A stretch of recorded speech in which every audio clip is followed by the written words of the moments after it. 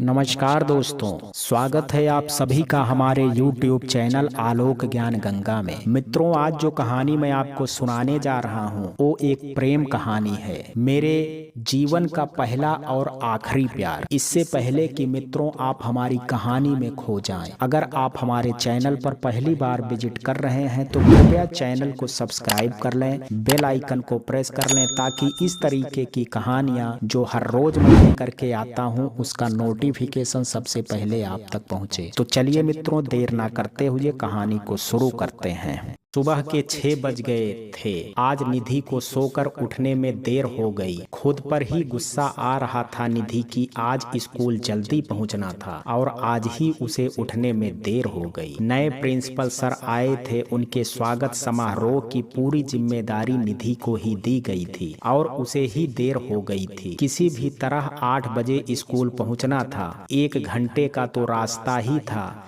फिर घर का काम नाश्ता सब बाकी था। फिर भी निधि ने जल्दी जल्दी काम निपटाना शुरू किया। सब काम भाग भाग कर किया और फिर नहा धोकर तैयार हुई। घर से निकलने से पहले मंदिर में जाकर भगवान के आगे हाथ जोड़कर खड़ी हो गई। निधि की हमेशा की आदत थी, चाहे जितनी भी देर हो रही हो, भगवान के आगे जाकर वह सारी दुनियादारी भूल जाती थी।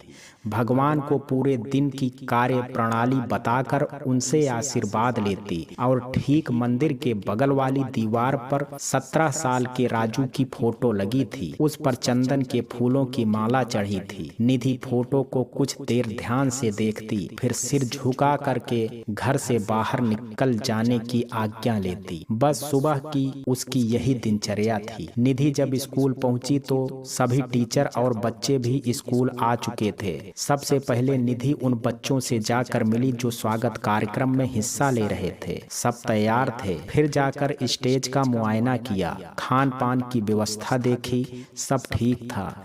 9 बजे प्रिंसिपल सर के स्कूल आने का समय था और वो ठीक समय पर स्कूल पहुंच गए। निधि सारी व्यवस्था देख रही थी, इसलिए उसका ध्यान प्रिंसिपल सर पर नहीं गया। नए प्रिंसिपल के नाम पर उसने स्टेज पर एक नज़र तो डाली, फिर बच्चों में व्यस्त हो गई। उसने सोचा कि अभी कार्यक्रम खत्म होने के बाद प्रिंसिपल सर पूरे स्कूल का दौरा करेंगे, उसकी क्लास में भी आएंगे, बस तभी मिल लेंगी। यह सोच करके वह अपने काम को पूरी तत्परता के साथ खत्म कर रही थी। जाने क्यों हर समय खुश रहने वाली निधि को आज बेचैनी सी हो रही थी। उसे आज अपने आसपास एक बंधन सा महसूस हो रहा था। नए प्रिंसिपल सर हैं, शायद इसलिए ऐसा हो रहा है, सोच करके उसने अपने दिल को समझाया। सभी कार्यक्रम खत्म होते ही निधि अपनी क्लास में पहुंच गई। सभी बच्चे हल्ला मार रहे थे। सभी को चुप करा करके वह अपनी क्लास ठीक करने लगी। ब्लैक बोर्ड ठीक किया और छात्रों की उपस्थिति रजिस्टर में काम करने लगी। कुछ ही मिनट हुए थे कि प्रिंसिपल सर क्लास में आ गए। सभी बच्चों ने खड़े होकर के उनका स्वागत किया। क्लास का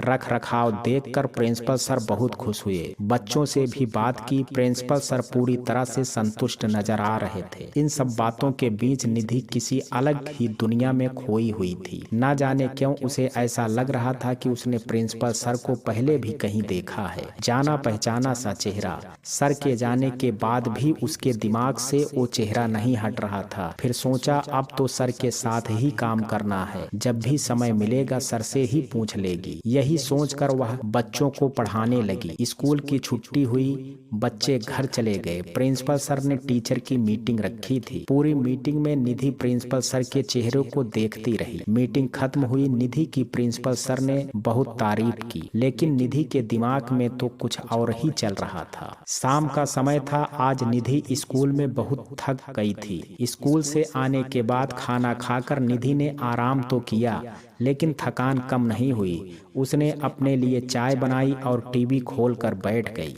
चाय पीते पीते बोली, जानते हो राजू, आज स्कूल में बहुत काम था पर सब कुछ ठीक से निपट गए। नए प्रिंसिपल सर भी ठीक लग रहे हैं, पर राजू मुझे लगता है मैंने प्रिंसिपल सर को पहले भी कहीं देखा है। समझ में नहीं आ रहा है कहाँ देखा है। ये राजू कोई और नहीं बल्कि सामने वाली दीवार पर लगी तस्वीर थी, जिसमें एक 16-17 साल के किशोर की तस्वीर थी। उसका नाम राजू था और निधि हमेशा उससे बातें करती थी। तभी दरवाजे की घंटी बजी। निधि ने घड़ी पर नजर डाली तो शाम के 7 बजे थे। विशाखा होगी, यही सोचकर निधि ने दरवाजा खोला तो दरवाजे पर विशाखा ही थी। विशाखा निधि के साथ ही स्कूल में टीचर थी। इस समय निधि की उम्र में निधि से करीब 15 साल छोटी थी और निधि को दीदी कहकर ही बुलाती थी। निधि के घर के पास ही उसका घर था। निधि के घर में निधि के अलावा कोई और नहीं था, इसलिए विशाखा को निधि के घर आने में कोई रोक नहीं थी। दीदी, मम्मी ने आपके लिए पनीर भेजा है, कहते हुए विशाखा घर के अंदर आ गई और टिफिन को मेज पर रख दिया। निधि भी उसके पीछे आ गई। अरे दीदी, चाय पी रही हो? मैं भी पीऊंगी, कहकर निधि किचन में चली गई। निधि उसकी हरकतें देखकर मुस्कुरा रही थी। विशाखा ने अपने लिए चाय बनाई और निधि के पास आकर के बैठ गई। आज प्रिंसिपल सर आए हुए थे तुम्हारी क्लास में? निधि ने पूछा। अरे नहीं दीदी, मेरी क्लास में नहीं आए। मेरे तो बच्चे इतने बंदर हैं कि उन्हें तो कोई भी देखकर भाग जाए। क्लास के बाहर से ही निकल गए होंगे, वो हंसते हुए बोली। दीदी, आप क्या कर रही हैं? कुछ नहीं, बस चाय पी रही थी और समाचार देख रही थी, निधि बोली। अरे दीदी, समाचार में आज कल आता ही क्या है? किसी भी न्यूज के पीछे बस पड़ गए, बस हो गई महीने भर की फुर्सत। अच्छा दीदी, आपने अपने लिए राजू को बताया कि नहीं आज स्कूल में क्या हुआ? बिना बताए तो आपको रात में नींद नहीं आई होगी। निधि भी राजू की तरफ देखकर मुस्कुरा दी। दीदी, आपने इसका नाम तो बता दिया, पर यह कभी नहीं बताया कि यह गौरवर्ण आकर्षक व्यक्तित्व कौन है। क्या करोगी जानकर? निधि बोली। अरे अब क्या करूंगी? हाँ, अगर इस दुनिया में होता तो दीदी शादी इसी से करती। विशाखा ने निधि की ओर आंख मारकर इशारा किया और जोर से हंस दी। निधि ने राजू की तस्वीर की ओर देखते हुए बोली, नहीं है ना इस दुनिया में, तो फिर जान कर क्या करोगी? बहुत अच्छा, बहुत रात हो गई है, तुम जाओ, मम्मी इंतजार कर रही होंगी, कल स्कूल में मिलेंगे। हाँ दीदी, चलती हूँ, कल मिलते हैं। पर दीदी, एक दिन तो जान कर रहूंगी ये बंदा कौन है। इतना कहते हुए विशाखा जिस तेजी से घर आई थी वैसे ही निकल गई। विशाखा के जाने के बाद निधि बहुत देर तक राजू की तस्वीर निहारती रही। काश तुम इस दुनिया में होते तो मैं इतनी अकेली ना होती, कह करके जूठा कप लेकर के किचन में चली गई। नई सुबह, नया दिन। रोज की तरह ही निधि स्कूल पहुंची। प्रार्थना खत्म हुई, निधि और बच्चे क्लास में आ गए। निधि की नज़रें बार बार बाहर चली जाती। उसे इंतजार था प्रिंसिपल सर का। वह उन्हें बार बार देखना चाहती थी और पहचानना चाहती थी। भ्रम नहीं था, ये निधि का पूरी तरह से पता था। थोड़ी देर में विशाखा निधि के पास आकर बोली, दीदी, मुझे प्रिंसिपल सर ने बुलाया है। मेरी तो डर के मारे जान निकल रही है, पता नहीं क्या काम आ गया। अभी कल ही तो आए हैं, विशाखा झल्लाते हुए बोली। अरे उल्टा क्यों सोचती हो, जा कर के देखो क्या काम है, निधि ने समझाते हुए कहा। हाँ, जाना तो पड़ेगा ही, हो सकता है कोई पेरेंट्स से ही हों जो शिकायत लेकर के आए हों। छोटे बच्चों में ये सबसे ज्यादा दिक्कत होती है, देखते हैं।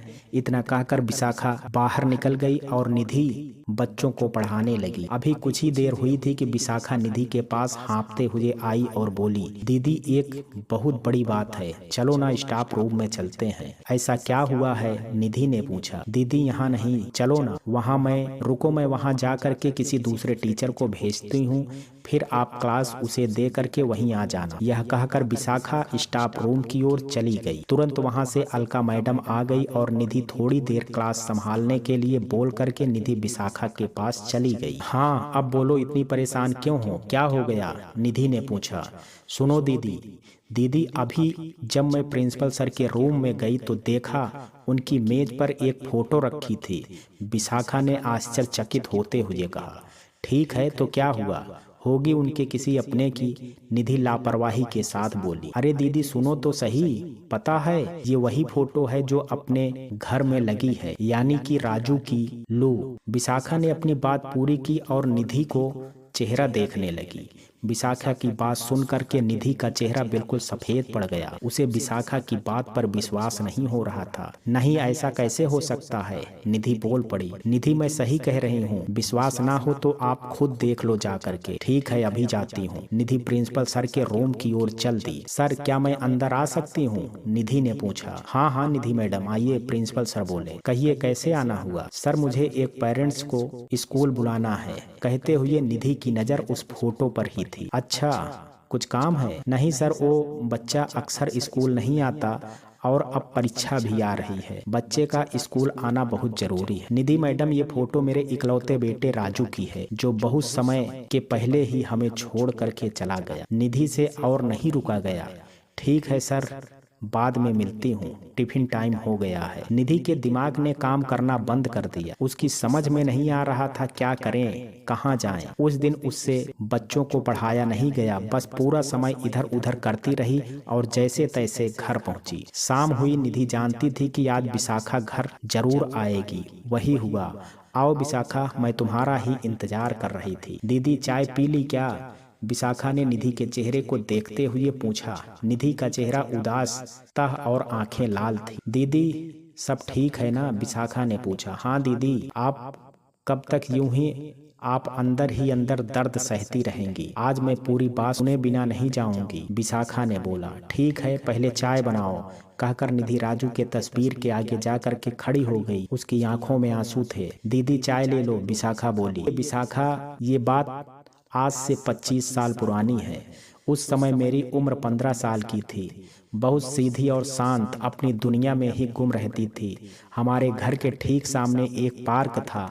मैं और मेरी बहन उस पार्क में रोज खेलने जाते थे। मेरी बहन विधि झूले पर झूलती झूलती और मैं वहीं बैठ करके उसे देखती रहती। ना जाने क्यों मुझे कुछ दिन से महसूस हो रहा था कि कोई मेरे ऊपर निगाह रखे है। हर समय शरीर में एक चुभन सी होती।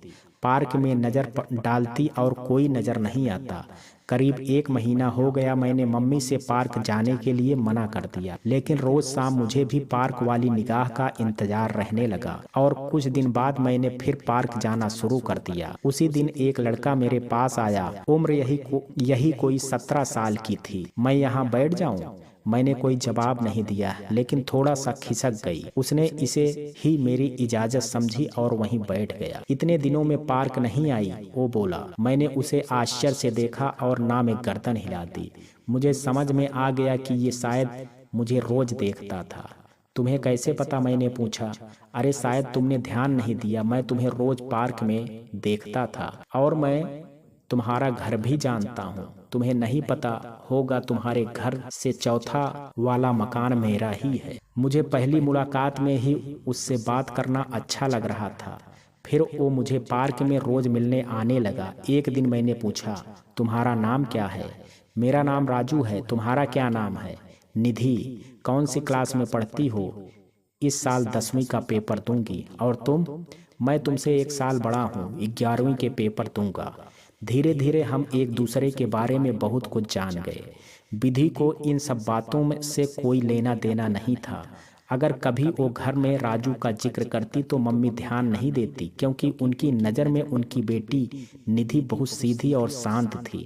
लेकिन भगवान ने हम हर शरीर में एक दिल बनाया है। मुझमें भी भावनाएं थी। मैं राजू से प्यार करने लगी। अब अगर मैं एक भी दिन राजू से नहीं मिलती तो बेचैन हो जाती, और उसका भी यही हाल था। विशाखा, प्यार कभी एक तरफा नहीं होता है। सामने वाले की आंखें में जो प्यार होता है उसी को देख करके दूसरे का दिल धड़कता है, वरना हम तो एक जिंदगी में जाने कितने लोगों की आंखों में देखते हैं, सब में तो प्यार नहीं होता है। राजू भी मुझे बहुत प्यार करता था। हमारे बीच कोई इकरार नहीं था और ना ही कोई वादा। फिर भी ना जाने कौन सी डोर थी जिसने हमें बांध रखा था। परीक्षा पास आ रही थी। पार्क आना बंद हो गया, मिलना भी बंद हो गया। एक दिन उसने हिम्मत करके पार्क में विधि के हाथ एक खत पकड़ा दिया। इंग्लिश का पेपर बोल करके, कच्ची उम्र का प्यार था, ऐसी हरकतें होनी ही थी। जवाब में मैंने भी खत भेजने शुरू कर दिए। बहन को वो चॉकलेट दे देता, वो अपना काम करती रही, हम अपना। एक दिन पता नहीं कैसे राजू का एक खत मेरी किताब से गिर गया और वो पापा के हाथ लग गया। बस फिर क्या था, वही हुआ जो कभी नहीं होना चाहिए था। बस विशाखा, उस दिन पापा ने पहली बार मुझे मारा, और इतना मारा कि मैं राजू का नाम भी लेना भूल गई। मेरा घर से निकलना बंद कर दिया गया। मेरी बहन को भी बहुत पीटा, और सबसे बड़ी बात, मेरी मम्मी ने बचाने की कोशिश भी नहीं की। उनका कहना था मैंने पापा की इज्जत से खिलवाड़ किया था। पापा ने मेरे सारे खत छीन लिए और राजू के पापा के सामने रख दिए। दोष दोनों का था, लेकिन पूरा दोषी राजू को ठहराया गया। उसके पापा ने भी उसको बहुत मारा, उसका भी निकलना बंद कर दिया। हम 1 महीने नहीं मिले, कैसे दिन कटे पता नहीं। मेरे भी परीक्षा खत्म हो गई, पेपर भी खाली ही लिखे थे। पापा के साथ जाती और पापा के साथ आ जाती, रास्ते में निगाहें उसे ही ढूंढती, लेकिन कभी कहीं नहीं दिखा। मम्मी कहती इस उम्र में ऐसे प्यार होते ही रहते हैं, कुछ दिन नहीं मिलोगी तो अपने आप ही भूल जाएगा। पर मेरा मन मानने को तैयार नहीं था। उसे रात दिन याद करती। एक दिन ना जाने कैसे वो मेरे घर आ गया। मई का महीना था, भयानक गर्मी थी। मैं और मम्मी सो रहे थे। विधि ने दरवाजा खोला, राजू सामने खड़ा था। विधि अपनी दीदी को बुला दो, राजू बोला। नहीं, पापा को पता चल गया तो बहुत मारेंगे, अभी तुम चले जाओ। विधि बस एक बार। नहीं जाओ, नहीं तो मम्मी आ जाएंगी। अच्छा, एक गिलास पानी तो दोगी? वो हंस करके बोला। ठीक है, यहीं रुको, लाती हूँ। विधि ने राजू को पानी दिया। राजू ने अपनी जेब से दवाई निकाली और खा ली और हमारे घर से चला गया। मुझे जब विधि ने बताया तो मैं कुछ ना बोली, बल्कि यही लगा कि विधि ने ठीक किया। यदि पापा या मम्मी उसे देख लिए होते तो वो फिर पिटता, पर खुशी थी कि आज भी मुझे भूला नहीं, इतना काफी था मेरे लिए। शाम होते होते पूरे मोहल्ले में शोर मच गया। मास्टर साहब के लड़के ने जहर खा लिया। मेरे तो हाथ पैर फूल गए। बहुत रोई और उसी रात को राजू की सांसों ने उसका साथ छोड़ दिया। विशाखा राजू ने मेरे घर से ही पानी लिया था जहर खाने के लिए। पापा ने विधि को मुंह बंद करा दिया। विशाखा राजू चला गया। उसने मम्मी पापा का इकलौता बेटा था। विशाखा राजू चला गया, अपने मम्मी पापा का इकलौता बेटा था। जानती हो, दूसरे दिन मेरे घर के बाहर से ही वो अंतिम यात्रा पर जा रहा था। सब थे उसके साथ और उसके मरने के बाद भी उसे देखने की इजाजत नहीं थी। पूरे घर की खिड़की दरवाजे बंद कर दिए गए। बहुत हाथ पैर जोड़े, लेकिन मम्मी का दिल नहीं पिघला। राजू चला गया। मुझे भी दिल में आया कि मैं भी उसके साथ चली जाऊं, पर हिम्मत नहीं पड़ी। मेरे लिए उसने जान दे दी और मैं उसके साथ अंतिम 2 कदम भी ना चल सकी। मुझे नफरत हो गई थी अपने मम्मी पापा से, पर उन्हें छोड़ भी नहीं सकती। 16 साल की थी, बाहर कोई दूसरा ठिकाना ना था। अभी एक दुख कम भी ना हुआ था कि एक और हादसा मुझे हिला गया। एक दिन मम्मी पापा बाजार गए थे, हम दोनों बहनें घर पर ही थे। तभी एक अंकल घर आए और बताया कि मम्मी पापा का एक्सीडेंट हो गया है। हम दोनों बहनें जब अस्पताल पहुंचे, मम्मी पापा दोनों ही इस दुनिया से जा चुके थे। एक ट्रक उनके ऑटो के ऊपर से निकल गया था। मम्मी अस्पताल में और पापा ने मौके पर ही दम तोड़ दिया था। इतने बड़े हादसे, 3 महीने के अंदर सब कुछ बिखर गया था। किसके लिए रोऊं समझ में ना आता था। गंगानगर से चाचा आ गए थे, सब लोग आते थे मिलने। आज याद आया राजू के पापा भी आए थे हमारे दुख में शामिल होने। तभी एक झलक देखी थी। अब विधि मेरी जिम्मेदारी थी। मैं अंदर से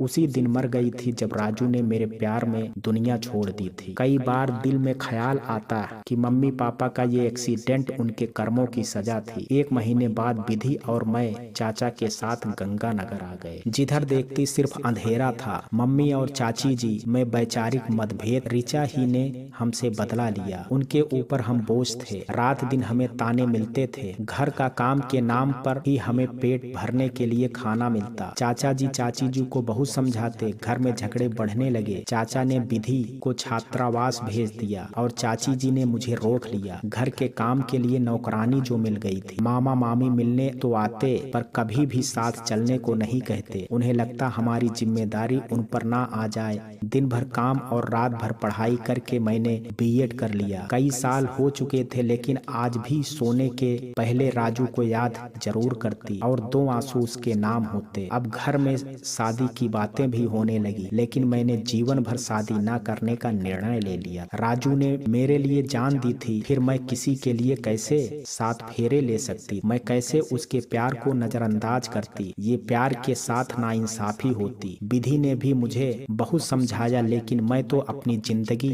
राजू के नाम कर चुकी थी। विधि से शादी के लायक थी, इसलिए मेरी जिद के आगे झुककर चाचा ने उसकी शादी कर दी। विधि की शादी के 2 साल बाद मेरी नौकरी लग गई और मैं गंगानगर से यहाँ आ गई। शुरू में तो चाचा मिलने आते रहे, पर धीरे धीरे उन्होंने भी आना बंद कर दिया। विधि और मेरा भी साथ बहुत कम रहा। बच्चे को जन्म देते समय और उसकी और बच्चे दोनों की जान चली गई। उसके पति ने भी दूसरी शादी कर ली। उनसे भी रिश्ता टूट गया। दीदी राजू की ये तस्वीर कहाँ से मिली? विशाखा मैंने तो पूरा जीवन राजू के नाम किया था। मैं बुज़दिल थी इसलिए उसके साथ जान ना दे सकी, लेकिन तस्वीर के लिए मैंने रात दिन एक कर दिया। अखबार के ऑफिस में जाकर के मैंने उसी तारीख का अखबार निकलवाया जिसमें राजू की फोटो छपी थी। आजकल तो सब कंप्यूटराइज्ड है। बहुत मुश्किल हुई लेकिन सफलता मिली। राजू की तस्वीर वहीं से मिली। विशाखा इतनी बड़ी जिंदगी में मैंने कभी अकेलापन महसूस नहीं किया, क्योंकि मैं हर बात राजू की तस्वीर से साझा करती हूँ। और तुम्हें शायद मेरा पागलपन ना समझ आए, मुझे हमेशा ऐसा लगता है कि वो मेरी बात को गौर से सुनता है और जवाब सलाह सब देता है। विशाखा की आंखों में आंसू आ गए। दीदी आपका प्यार समझ पाना हर किसी के बस में नहीं है। प्यार का ये रूप तो शायद ही किसी ने देखा हो। दीदी आप दोनों ने साबित कर दिया कि कच्ची उम्र में भी सच्चा इश्क होता है। दीदी अब क्या करोगी? स्कूल में काम कर सकोगी? विशाखा ने पूछा। हाँ करूंगी, मुश्किल है पर करूंगी, निधि ने खुद को मजबूत करते हुए कहा। अगले दिन निधि स्कूल पहुंची। बहुत बुझी बुझी सी थी। विशाखा की हिम्मत ना हुई कि निधि से बात करे और निधि की हिम्मत नहीं थी कि वो प्रिंसिपल सर के सामने जा सके। इसलिए वो सुबह की प्रार्थना में ना जाकर के सीधे क्लास में गई। अभी पढ़ाना शुरू ही किया था कि तभी ऑफिस में रमाकांत चपरासी आ गया। मैडम आपको प्रिंसिपल सर बुला रहे हैं। ठीक है तुम चलो, मैं आ रही। निधि विशाखा के पास जा करके बोली, विशाखा मुझे प्रिंसिपल सर बुला रहे हैं, क्या करूं? मेरी बिल्कुल हिम्मत नहीं है कि मैं उनके सामने जाऊं, पर दीदी जाना तो पड़ेगा। नहीं गए तो कारण पूछेंगे, उन्हें तो नहीं पता कि आप कौन हो। सच कहा, जाना तो पड़ेगा। निधि ने खुद को समझाया और हिम्मत करके बोली, सर मैं अंदर आ जाऊं? आइए निधि मैडम, प्रिंसिपल सर बोले। निधि सर आपने बुलाया था? निधि की नजर राजू की फोटो पर पड़ रही। वो आज मेज में नहीं थी। क्या देख रही हो निधि? राजू की तस्वीर, प्रिंसिपल आर ने कहा। निधि के शरीर में सनसनाहट फैल गई।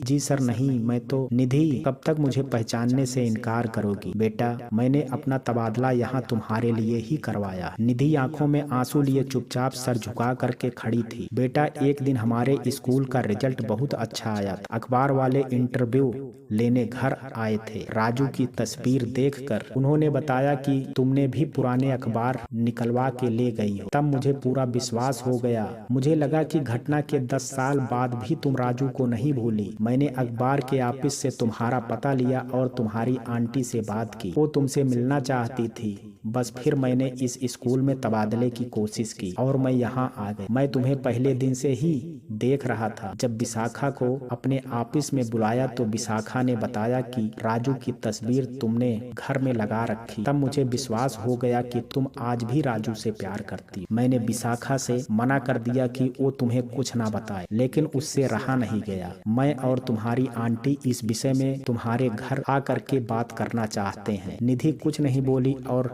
घर जा करके राजू की तस्वीर के आगे रोती रही। रोना ही तो उसका नसीब था। एक दिन शाम को विशाखा का फोन आया। दीदी घर पर ही हो? हाँ मुझे कहाँ जाना है, कुछ काम है? हाँ दीदी मम्मी आपके घर आने को कह रही थी। अरे अच्छी बात है, आ जाओ। विशाखा अपनी मम्मी के साथ आई तो उनके हाथ में मिठाई का डिब्बा था। अरे ये मिठाई किस लिए? विशाखा की शादी तय हो गई है। हाँ कुछ ऐसा ही समझो। दीदी आज चाय के साथ पकौड़े बना लो। अरे बिल्कुल, ये कोई पूछने की बात है? अभी बात चल ही रही थी कि दरवाजे पर घंटी बजी। निधि ने दरवाजा खोला तो सामने प्रिंसिपल सर और उनकी धर्मपत्नी यानी राजू की मम्मी खड़ी। निधि को कुछ समझ भी आया और कुछ नहीं भी। उसने राजू की मम्मी पापा के पैर छुए और उन्हें सम्मान के साथ अंदर ले आई। विशाखा की मम्मी से उनका परिचय करा करके वह अपने किचन में चली गई। विशाखा सच सच बताओ, तुम जानती थी ना कि आज सर आ रहे हैं? दीदी सर ने आपको बताने के लिए मना किया था। विशाखा कान पकड़ करके हंसते हुए बोली, ठीक है तुम्हें बाद में देखती। निधि जब चाय लेकर के कमरे में पहुंची तो राजू की माँ राजू की तस्वीर को देख रही। आज अगर होता तो हमारा सहारा होता, नादानी में इतना बड़ा काम उठा लेगा सोचा ही नहीं था।